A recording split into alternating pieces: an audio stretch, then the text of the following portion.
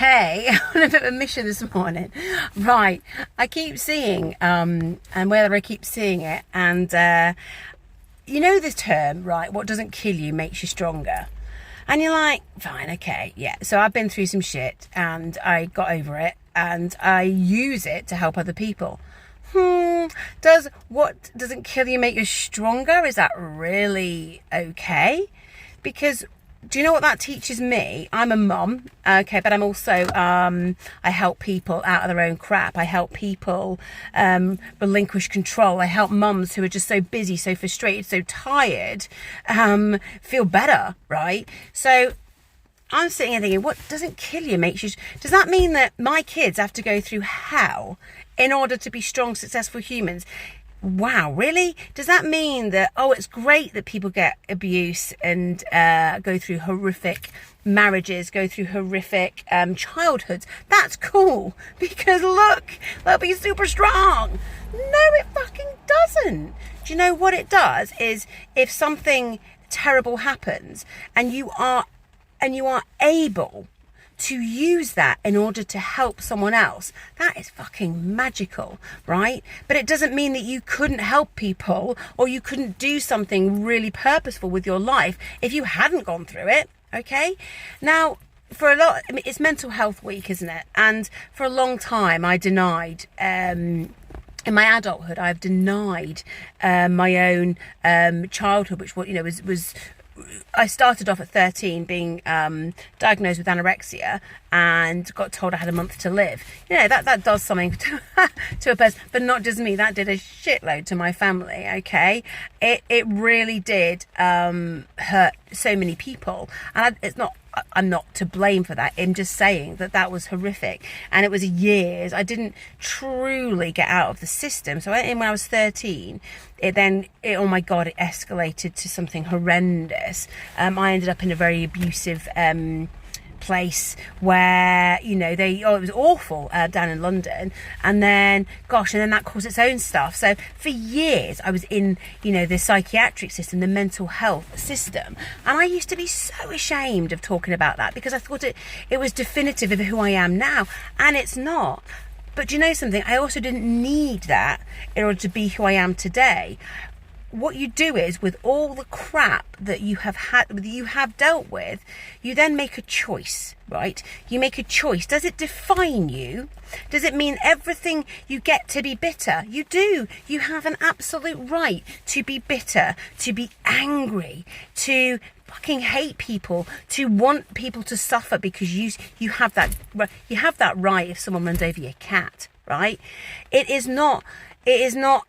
You don't have to make it mean anything, or you can choose to use bits of those things, to use the kindness that people showed you, because there will be some. It depends on what you want to see, all right? So it's not, I don't believe it's what doesn't kill you makes you stronger.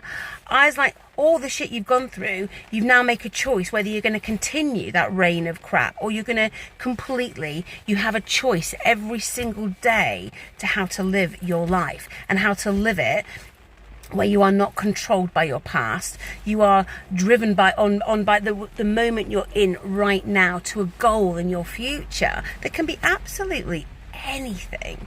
So I get a little bit like when these sayings that have just always been around, like money doesn't grow on trees. What the fuck's that about? If you can believe it, if you can see a future where you're absolutely loaded, see it. Do you know what I mean? Actually, it does grow on trees because money's it used to be made out of paper, so it used to piss me off as well. But I'm not angry. I'm passionate about. We cannot let people think that in order to be successful and spiritual that they need to have gone through this epic trauma. And also, trauma is a matter of opinion as well, and a matter of perspective. I'm going to go on a bit now, aren't I? But bear with. Right, so, God, I hate that. What have I just said? Right, okay, so for example, I went through years and years and years of mental health issues in the system of it all. I had an amazing mum, who literally was there and and was there with me every step of the way. And I'm absolutely blessed to have this amazing human as my mom. I mean, words don't even compute. So mum, anyway, so I went through that, and I went to college, believe it or not. I got kicked out. I went to college. Yeah, anyway, that's another story. But, this girl, I kind of knew her. We weren't really friends or anything, but one day I noticed she wasn't there, and I was like, I wonder where she is. And she came in late.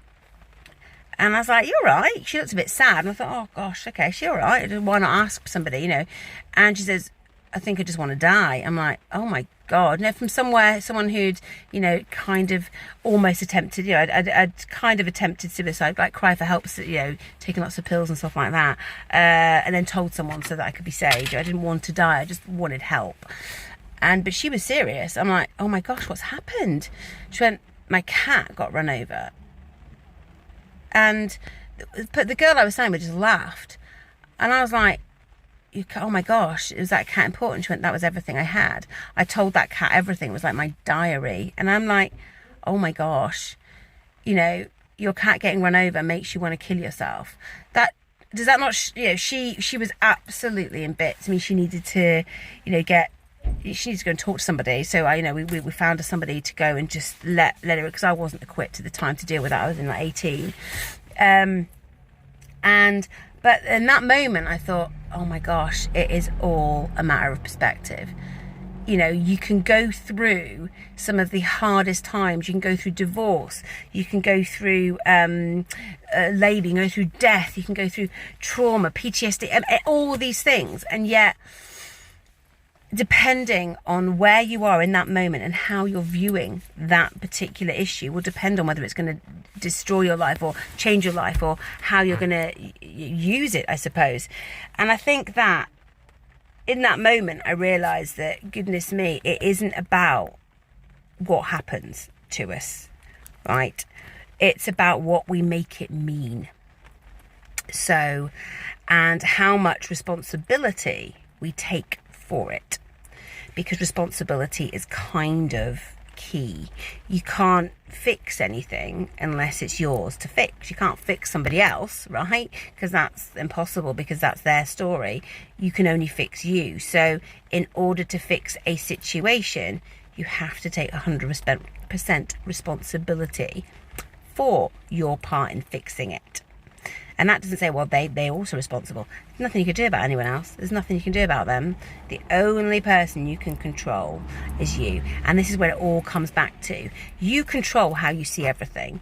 You can control what you do with it. You can control your choices. No one else can. But what you cannot control is anybody else. Okay, you control you. Now, if everything that you are doing doesn't sit with you, if the way that you're reacting to stuff, if what you're doing, if your reactions are not true to you, that means that your belief system is skewed. That actually what you've hardwired into your subconscious is skewed. So I'm going to end soon, don't worry. You're like, what the fuck? Switch her off. So that's when you need to have a shift and rewire and make some new channels in your brain, which sounds really like painful and like brain surgery. It's not. It is. Rewiring your brain is super effective, super simple, pretty quick. We've just got to find out what the belief systems are and how to switch them.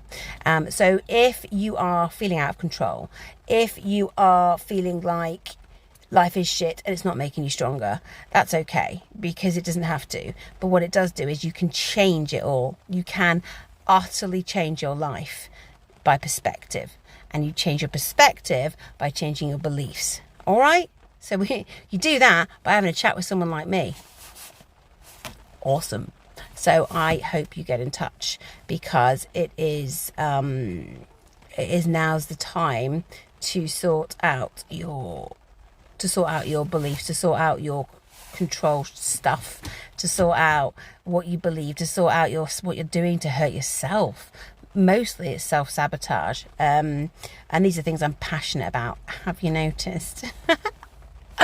So if you wanna stop being your own way, so you want to get out of your own way, if you want to just think, well, I just need to stop doing this, you know who to call, and it's not the Ghostbusters. All right, I'm going to leave it there because I've gone blap, blap, blap, blap, and I am doing this cool 7-minute thing.